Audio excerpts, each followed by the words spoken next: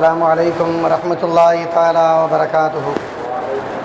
نحمده ونصلي على رسوله الكريم. أما بعد، فقد قال الله تعالى في كلامه القديم والفرقان المجيد: أعوذ بالله من الشيطان الرجيم. بسم الله الرحمن الرحيم. إنما يريد الله ليذهب عنكم الرجس أهل البيت ويطهركم تطهيرا. صدق الله العلي العظيم. الصلاة والسلام عليك يا سيدي يا رسول الله. خذ بيدي قلت حيلتي أدركني يا رسول الله صلى الله عليه وسلم. புகழ் அனைத்தும் அல்லாஹ் ஒருவனுக்கே உரித்தாகட்டுமாக. ஸலவாத்தும் சலாமும் நபிகள் நாயகம் ஸல்லல்லாஹு அலைஹி வஸல்லம் அவர்கள் மீதும், அவர்களின் குடும்பத்தார்கள், உற்றார் உறவினர்கள், தோழர்கள், சுஹதாக்கள், சாலிஹீன்கள், அவுலியாக்கள் மற்றும் இங்கு குழுமியிருக்கக்கூடிய நம் அனைவரின் மீதும் உண்டாகட்டுமாக.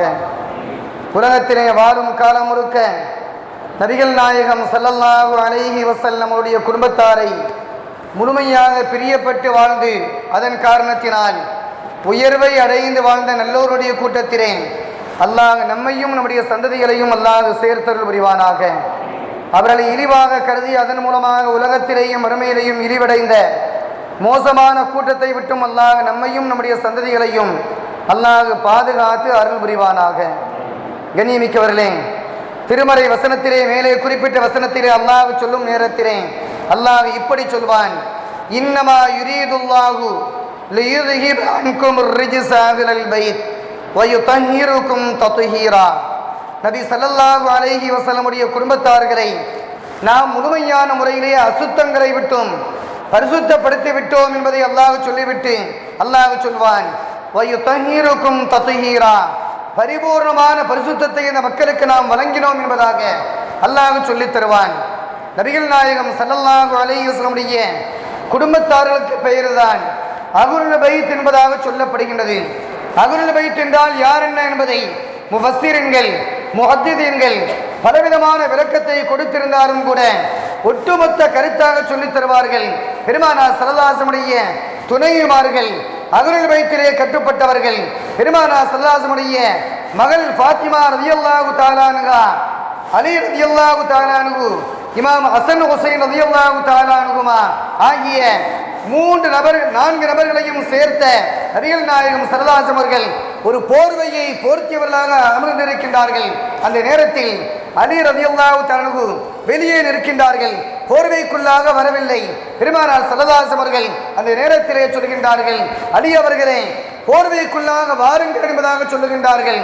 அலி ரலியல்லாஹு தஆலா அன்ஹு போர்வைக்குள்ளாக வரும் நேரத்திலே நபிகள் நாயகம் ஸல்லல்லாஹு அலைஹி வஸல்லம் அவர்கள் ஒட்டுமொத்தமாக போர்வையை போர்த்திவிட்டு சொல்கின்றார்கள்: இவர்கள்தான் என்னுடைய குடும்பத்தை சார்ந்தவர்கள் என்பதாக நபிகள் நாயகம் ஸல்லல்லாஹு அலைஹி வஸல்லம் அவர்கள் சொன்ன செய்தியை பார்க்கின்றோம். அதே நேரத்திலே பெருமானார் ஸல்லல்லாஹு அலைஹி வஸல்லம் துணைவிமார்களிடையே ஒரு துணைவி இருக்கின்றார்கள். அவர்கள் கேட்கின்றார்கள்: யா ரசூலல்லாஹ், நானும் அந்த போர்வைக்குள்ளாக வரவா என்பதாக கேட்க, இல்லை இல்லை, இவர்கள் மட்டும் போதும் என்பதாக நபிகள் நாயகம் ஸல்லல்லாஹு அலைஹி வஸல்லம் அவர்கள் சொன்ன செய்திகளை பார்க்கின்றோம். இந்த ஹதீஸை அடிப்படையாக வைத்து முஹத்திதீன்கள் சொல்வார்கள், பெருமானார் ஸல்லல்லாஹு அலைஹி வஸல்லம் அந்த பாரம்பரியம் என்பது ஃபாத்திமா ரலியல்லாஹு தஆலா அன்ஹுடைய அந்த பாரம்பரியத்திலே வந்தது என்பதாக செய்தியை நமக்கெல்லாம் சொல்லித் தருகின்றார்கள். முஹர்ரம் மாதம் வந்துவிட்டாலே பலவிதமான சிறப்புகள் நிறைந்திருந்தாலும் கூட ஹுசைன் ரலியல்லாஹு தஆலா அன்ஹு ஷஹீதாக்கப்பட்ட அந்த வரலாறை நம்மால் மறக்க முடியாத ஒன்றாக வாழ்நாள் முழுக்க அமைந்திருக்கக்கூடிய ஒரு செய்தியை பார்க்கின்றோம். ஏனென்றால் அவர்கள் பெருமானார் ஸல்லல்லாஹு அலைஹி வஸல்லம் குடும்பத்தை சார்ந்த பாரம்பரியம், அந்த பாரம்பரியத்திலே ஹுசைன் ரலியல்லாஹு தஆலா அன்ஹுடைய குழந்தைகள் 3 ஆண் குழந்தைகள் இருந்தார்கள். ஒவ்வொரு குழந்தைகளுக்கும் அவர்கள் பெயர் வைக்கும் நேரத்திலே இப்படி பெயர் வைப்பார்கள்: அலி என்பதாக பெயர் வைப்பார்கள். 2வது குழந்தை பிறந்துவிட்டால் அலி என்பதாக பெயர் வைப்பார்கள். 3வது ஆண் குழந்தை பிறந்த நேரத்திலேயும் அலி என்பதாக பெயரை வைத்தார்கள். அலி என்பதாக பெயரை வைத்துவிட்டு வித்தியாசம் தெரிய வேண்டும் என்பதற்காக அலியுல் குபரா, பெரிய அலி, நடு அலி, கடைசி அலி என்பதாக தனித்தனியாக பெயரை வித்தியாசம் தெரிவதற்காக அடைமொழியை வைத்துக் கொண்டார்கள். அப்படிப்பட்ட 3 ஆண் குழந்தைகள் பெற்றவர்கள் தான் ஹுசைன் ரலியல்லாஹு தஆலா அன்ஹு அவர்கள். கர்பலா மைதானத்திலே உள்ளே நுழைந்த நேரத்திலே பிறை 9 கர்பலா மைதானத்திற்குள்ளாக நுழைவதற்கு முற்படுகின்றார்கள்.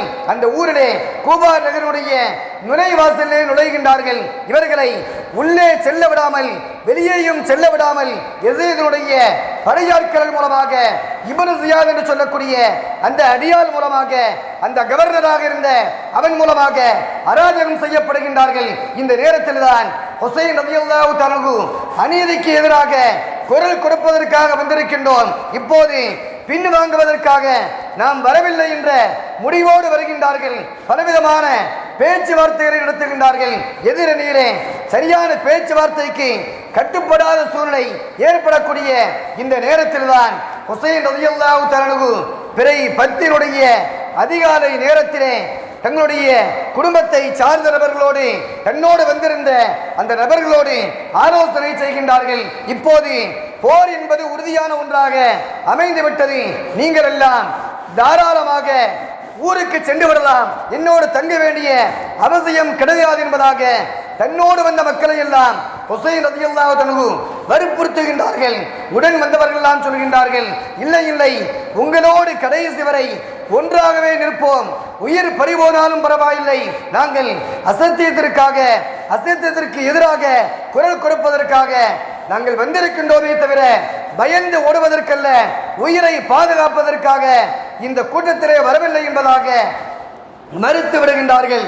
போர்க்களம் துவங்கக்கூடிய அந்த நேரத்திற்கு முன்பாக ஹுசைன் ரலியல்லாஹு ஒரே ஒரு குழந்தை அலி ரலியல்லாஹு சொல்லக்கூடிய அந்த குழந்தை உடல்நிலை சரியில்லாமல் கூடாரத்திற்குள்ளாக பெண்களுடைய கைவசத்திலே வைக்கப்படுகின்றார்கள், தங்க வைக்கப்படுகின்றார்கள். இந்த குடும்பத்தை சார்ந்த 17 நபர்கள் இந்த கூட்டத்தில் இருக்கின்றார்கள். அவர்களோடு வந்த ஹுசைன் ரலியல்லாஹு அவரோடு சேர்ந்து வந்த ஒட்டுமொத்த முஸ்லிம்களிலே 17 நபர்கள் அகலே வைத்துகளாக இருந்தார்கள் என்ற வரலாறை பார்க்கின்றோம். எண்ணிமிக்கவர்களே, அப்படிப்பட்ட 17 நபர்களிலே அந்த கூட்டத்திலே தப்பித்த ஒரே ஒரு நபர் அலி என்று சொல்லக்கூடிய பச்சிலம் குழந்தையாக இருக்கக்கூடிய ஹுசைன் ரலியல்லாஹு கடைசி குழந்தைதான். அந்த கூட்டத்திலே தப்பியது அகலுல் பைத்திலே மீதம் இருந்தவர்கள் அவர்கள் ஒருவர் மட்டுமே இருந்திருக்கின்றார்கள். நபிகள் நாயகம் ஸல்லல்லாஹு அலைஹி அவர்கள் இப்படி சொல்வார்கள், உலகத்திலே அகலுல் பைத்துகள் இருக்கும் காலமெல்லாம், என்னுடைய குடும்பத்தை சார்ந்தவர்கள் இருக்கும் காலமெல்லாம் அல்லாஹ் தஆலா இந்த பூமியை பாதுகாப்பாக வைத்திருப்பான். என்னுடைய குடும்பத்தை சார்ந்தவர்கள் உலகத்தை விட்டும் அறிந்து விட்டால், யாருமே இல்லை என்றால் இந்த உலகம் அழிந்துவிடும் என்பதற்கு அடையாளமாக இருக்கின்றது என்பதை நபிகள் நாயகம் ஸல்லல்லாஹு அலைஹி அவர்கள் சொல்லித் தந்த அந்த ஹதீஸிற்கு ஏற்ப ஹுசைன் ரலியல்லாஹு மகனார் அவர்கள் ஒருவர் மட்டுமே பாக்கியாக இருக்கின்றார்கள்.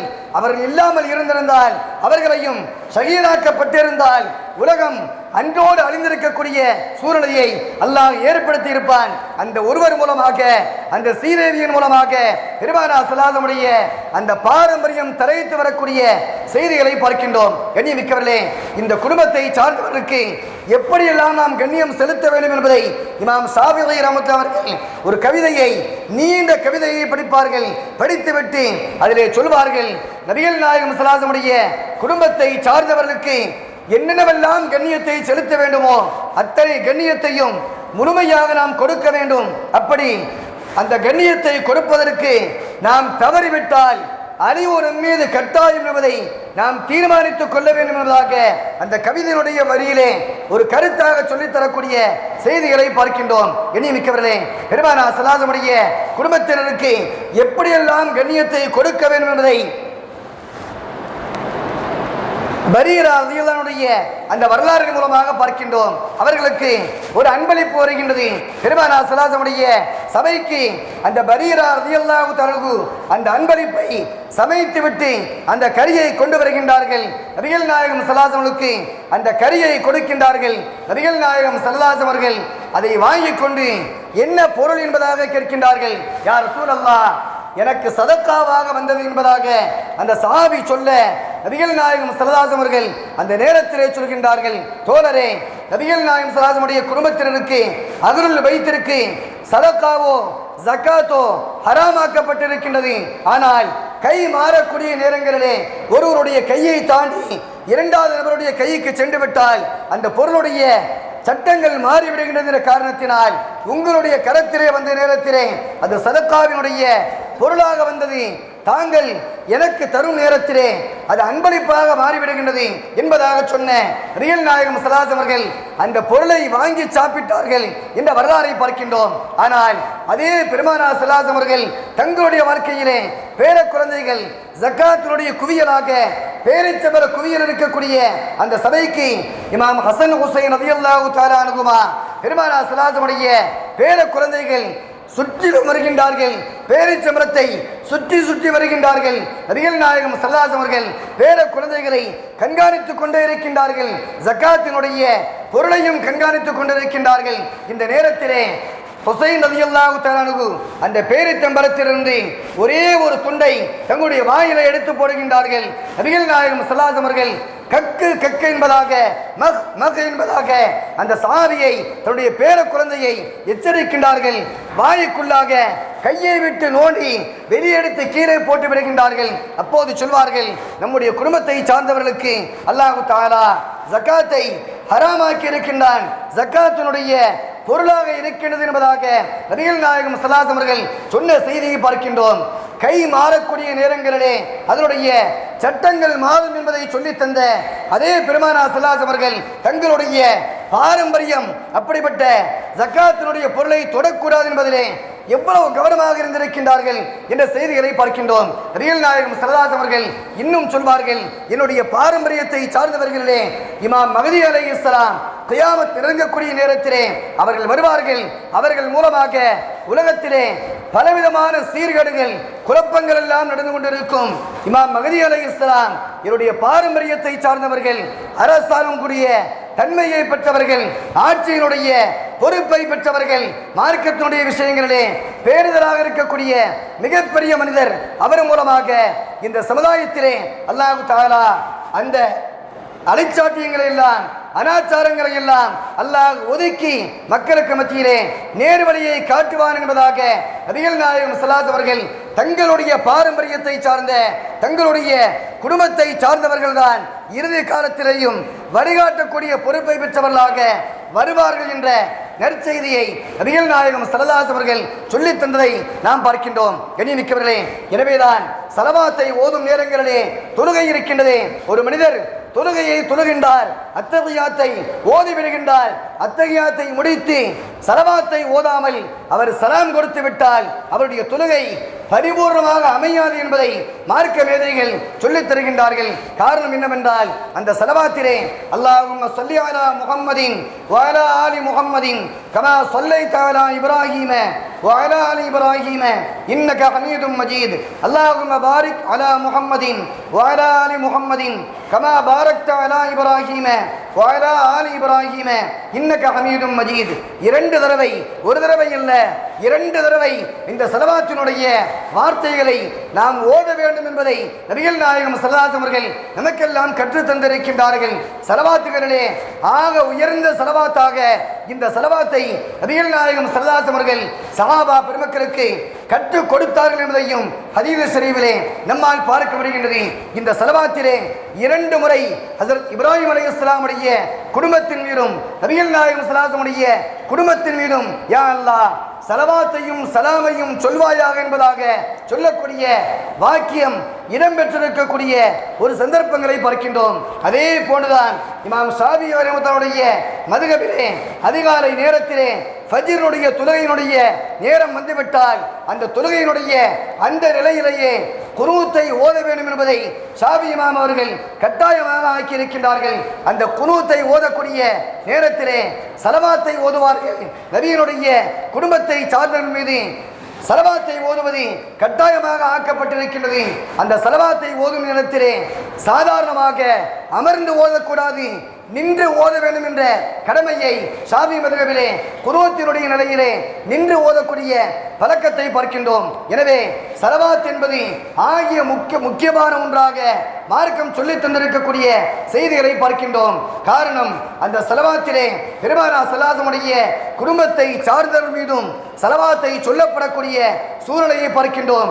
இந்த ஸலவாத்தை ஓதாமல் எவ்வளவு உயர்ந்த மனிதராக இருந்தாலும் கூட தொழுகையை தொழுதால் அந்த தொழுகை கூடாது என்பதாக மார்க்க சட்ட மேதைகள் சொல்லித்தரக்கூடிய செய்திகளை பார்க்கின்றோம். ஒரு தடவை அப்பாஸ் ரலியல்லாஹு தஆலா அன்ஹு அவர்கள் குறைஷிகள் அமர்ந்திருக்கக்கூடிய சபைக்கு வருகின்றார்கள். அவர்கள் எல்லாம் ஏதோ பேசிக் கொண்டிருக்கின்றார்கள். அப்படி பேசக்கூடிய அந்த பேச்சுக்கு மத்தியிலே அப்பாஸ் ரலியல்லாஹு தஆலா அன்ஹு அந்த சபைக்கு வருகின்றார்கள். வந்தவர்களை பார்த்துவிட்டு குறைஷிகள் பேசுவதை நிறுத்திக் கொள்கின்றார்கள். அவர்கள் ஏன் நிறுத்தினார்கள், என்ன பேசினார்கள் தெரியவில்லை. அவர்கள் நேரடியாக நபிகள் நாயகம் ஸல்லல்லாஹு அலைஹி வஸல்லம் சமூகத்திற்கு வருகின்றார்கள். யா ரசூலல்லாஹ், குறைஷிகள் அமர்ந்திருந்த சபைக்கு நான் சென்றேன். என்னை பார்த்த மாத்திரத்திலே பேசுவதை நிறுத்திக் கொண்டார்கள் என்பதாக சொல்லும் நேரத்திலே நபிகள் நாயகம் ஸல்லல்லாஹு அலைஹி வஸல்லம் அவர்கள் அந்த நேரத்தில் தான் சொல்கின்றார்கள், என்னுடைய குடும்பத்தினருக்கு யார் மரியாதை கொடுக்கின்றார்களோ அவர்களை அல்லாஹ் கண்ணியம் அளிக்கின்றான். என்னுடைய குடும்பத்தை சார்ந்தவர்களை யார் பிரியப்படுகின்றார்களோ அவர்களை நான் பிரியப்படுகின்றேன். நான் யாரை பிரியப்படுகின்றேனோ அவர்களை அல்லாஹ் பிரியப்படுகின்றான். என்னுடைய குடும்பத்தை சார்ந்தவர்களிடத்திலே யார் கோபப்படுத்துகின்றார்களோ அந்த மக்களிடத்திலே நான் கோபப்படுகின்றேன். நான் யார் மீது கோபப்பட்டேனோ அந்த மக்களை அல்லாஹ் கோபப்படுகின்றான். எனவே குறைஷிகள் அகலே பைத்துகளாகிய உங்களை பார்த்து, அப்பாஸ் ரலியல்லாஹு அன்ஹு அவர்களை பார்த்து அந்த குறைஷிகள் பேசாமல் அமைதியாக இருந்து விட்டார்கள் என்பதாக நபிகள் நாயகம் ஸல்லல்லாஹு அலைஹி வஸல்லம் அவர்கள் சொன்ன செய்திகளை பார்க்கின்றோம். எண்ணிமிக்கவர்களே, எனவேதான் அல்லாஹ் சொல்லுவான், தாவி ரஹ்மத்துல்லாஹி சொல்வார்கள், ரசூலுடைய குடும்பத்தை பிரியப்படுவது இருக்கின்றதே அது நம்மை நயவஞ்சக தன்மையிலிருந்து பாதுகாக்கக்கூடிய மிகப்பெரிய கேடயமாக அமைந்திருக்கிறது என்பதாக சொல்லித்தரக்கூடிய செய்திகளை பார்க்கின்றோம். நபிகள் நாயகம் ஸல்லல்லாஹு அலைஹி வஸல்லம் அவர்கள் ஒரு தடவை குதுபா பிரசங்கம் செய்து கொண்டிருந்தார்கள். அப்படி பிரசங்கம் செய்யக்கூடிய அந்த நேரத்திலே சொல்வார்கள், தோழர்களே, உங்களை போன்ற மனிதர் தான் நான். எனக்கும் உங்களை போன்ற மரணம் வரும். உலகத்தை விட்டு பிரியக்கூடிய நேரத்திலே இஸ்ராயீல் அலைஹிஸ்ஸலாம் உங்களிடத்திலே வருவதை போன்று என்னிடத்திலேயும் வருவார்கள். அப்படி வரக்கூடிய காலம் வெகு விரைவிலே இருக்கிறது. அதற்கு முன்பாக உங்களிடத்திலே 2 செய்திகளை சொல்கின்றேன். அந்த செய்திகளை பற்றி பிடிக்கும் காலமெல்லாம் நீங்கள் வெற்றியை பெறுவீர்கள். அந்த 2 செய்திகளிலே ஒன்றை விட்டாலும் கூட நீங்கள் நேர்வழியை விட்டும் தவறி விடுவீர்கள் என்பதாக நபிகள் நாயகம் ஸல்லல்லாஹு அலைஹி வஸல்லம் அவர்கள் சஹாபா பெருமக்களுக்கு எச்சரிக்கும் முகமாக சொல்லிவிட்டு சொல்வார்கள். முதல் செய்தி, அல்லாஹ் தஆலா வேதத்தை தந்திருக்கின்றான், திருமறை ஷரீஃபை அல்லாஹ் தந்திருக்கின்றான். அந்த குர்ஆனை பற்றி பிடித்துக் கொள்ளுங்கள். இரண்டாவதாக, என்னுடைய குடும்பத்தை சார்ந்த அஹ்லுல் பைத்தை முழுமையான முறையிலே பின்பற்றிக் கொள்ளுங்கள். இந்த 2க்கும் பற்றி பிடிக்கும் காலமெல்லாம், 2க்கும் மரியாதை கண்ணியம் கொடுக்கும் காலமெல்லாம் அல்லாஹ் தஆலா உங்களை நேர்வழியிலே வாழ வைக்கின்றான். இந்த 2க்கும் நீங்கள் கெடுதல் செய்யும் நேரமெல்லாம் அல்லாஹ் தஆலா உங்களுடைய வாழ்க்கையிலே குழப்பங்களையும் சோதனைகளையும் அல்லாஹ் தந்து விடுகின்றான் என்பதை நபிகள் நாயகம் ஸல்லல்லாஹு அலைஹி வஸல்லம் அவர்கள் சொல்லித் தந்த அந்த செய்திகளை பார்க்கின்றோம். எனவே நபிகள் நாயகம் ஸல்லல்லாஹு அலைஹி வஸல்லம் உடைய குடும்பத்தின் மீது அளவு கடந்த பிரியத்தை வைத்து அவர்களுக்கு எந்தெந்த முறையிலெல்லாம் மரியாதையை கொடுக்க வேண்டுமோ அந்த மரியாதையை கொடுக்க வேண்டும் என்பதாக சொல்லி தந்திருக்கின்றார்கள். அந்த குடும்பத்தை சார்ந்த பாரம்பரியத்தை சார்ந்த மனிதர்கள் வாழும் நேரங்களிலே ஏதாவது குறைகளை செய்துவிட்டால் குறைகளை சொல்லலாமே தவிர நபிகள் நாயகம் ஸல்லல்லாஹு அலைஹி வஸல்லம் குடும்பத்தை சார்ந்தவர்கள் இப்படி செய்துவிட்டார்களே என்பதாக ஒப்பீடு செய்வதை மார்க்க மேதைகள் தடுத்திருக்கின்றார்கள். அது மிகப்பெரிய ஈமானுக்கு பலகீனத்தையும் பாதுகாப்பின்மையையும் தரும் என்பதாக எச்சரித்திருக்கின்றார்கள். எனவே பெருமானார் ஸல்லல்லாஹு அலைஹி வஸல்லம் குடும்பத்திற்கு முழுமையான மரியாதையை கொடுத்து அதன் காரணத்தினால் நம்முடைய ஈமானை பாதுகாக்கப்பட்ட செய்தவைகளாக அல்லாஹ் நம்மை வாழச் செய்தல்வானாக. அந்த குடும்பங்களை அவமரியாதையாக நடந்து அதன் காரணத்தினால் ஈமானை இழந்து இருலகத்தினுடைய பாவங்களையும் சம்பாதிக்கக்கூடிய அந்த இழிவான வாழ்க்கையை விட்டும் அல்லாஹ் பாதுகாத்து அருள் புரிவானாக. அந்த குடும்பங்களுக்கு மரியாதை கொடுக்கும் காலமெல்லாம் அல்லாஹ் தஆலா நம்மை மரியாதையாக வாழ வைக்கின்றான். எனவே அப்படிப்பட்ட இறுதி நாள் வரை மரியாதையோடு வாழக்கூடிய உயர்ந்த கூட்டத்திலே அல்லாஹ் நம்மை சேர்த்து உலகத்தை பிரிவதற்கு முன்பாகவே கஅபாவை தவாப் செய்யக்கூடிய, உம்ரா செய்யக்கூடிய, ஹஜ் செய்யக்கூடிய நற்பாக்கியம் பெற்ற உயர்ந்த கூட்டத்திலே அல்லாஹ் நம்மையும் இறுதி நாள் வரக்கூடிய நம்முடைய சந்ததிகளையும் அல்லாஹ் ஆக்கி அருள் புரிவானாக. உலகத்தை பிரிவதற்கு முன்பாகவே நபிகள் நாயகம் ஸல்லல்லாஹு ரவுதாவை ஜியாரத் செய்வதோடு அவர்களை கனவிலையும் நினைவிலையும் கண்டுகளிக்கக்கூடிய நர்பாக்கியம் பெற்ற உயர்ந்த கூட்டத்திலே அல்லாஹ் நம்மையும் இறுதி நாள் வரக்கூடிய நம்முடைய சந்ததிகளையும் அல்லாஹ் ஆக்கி அருள் புரிவானாக. வாஹிர் தஅவானா அல்ஹம்துலில்லாஹி ரப்பில் ஆலமீன். அஸ்ஸலாமு அலைக்கும் வரஹ்மத்துல்லாஹி வபரகாத்துஹு.